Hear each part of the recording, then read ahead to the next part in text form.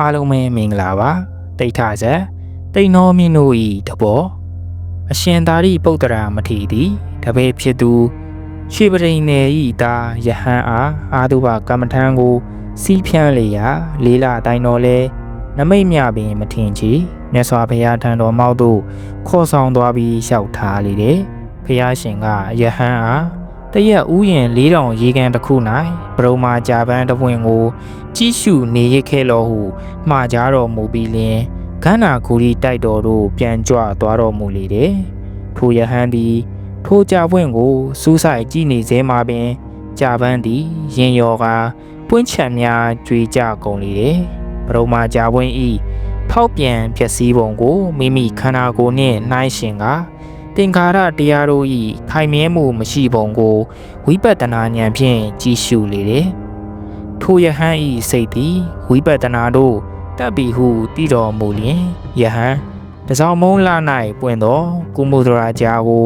လက်ဖြင့်ဖြတ်တကဲ့သို့မိမိ၏ချစ်ချင်းကိုဖြတ်လောတင်သည်ငြိမ်းဤရာနိဗ္ဗာန်ခရီးကိုသာလျှင်ပွားပါစေတော်ဟုဟောတော်မူကားဗုဒ္ဓကဤအတိတ်ဇာတ်ကြောင်းကိုဆောင်၍ဟောတော်မူလေတယ်။ဘာညာနတိပြည်၌ပြမရမင်းကြီးထီးနှံစိုးစံစဉ်ဖရာလောင်းသည်ထိုမင်းကြီး၏ပညာရှိအမတ်ဖြစ်နေလေတယ်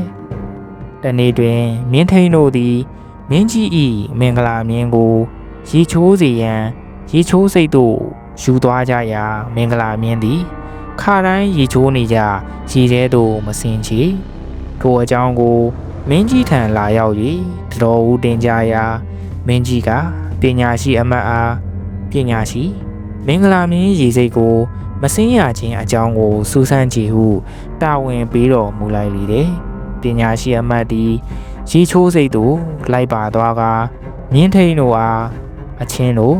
ဤရေစိတ်၌တပါးတော်မြင်းများရေချိုးသွားခဲ့သလိုဟုမေးလေတယ်အရှင်မှန်ပါတယ်မြင်းယုံမြင်းညံ့များရေချိုးသွားခဲ့ပါသည်ဟုမြင်းထိန်များကဖြေကြလေတယ်တို့ဖြစ်၍အခြားရေချိုးစိတ်တစ်ခုတွင်တွား၍ချိုးပေးတင်သည်ဟုမြင်း၏အလိုဆန္ဒကိုသိသဖြင့်မြင်းထိန်တို့အားပြောကြားလိုက်လေတယ်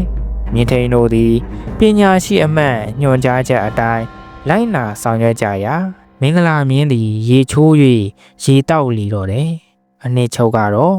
သူယုံနှင့်သူတော်ကောင်းတို့တဘောခြားနာပုံကိုသိပါ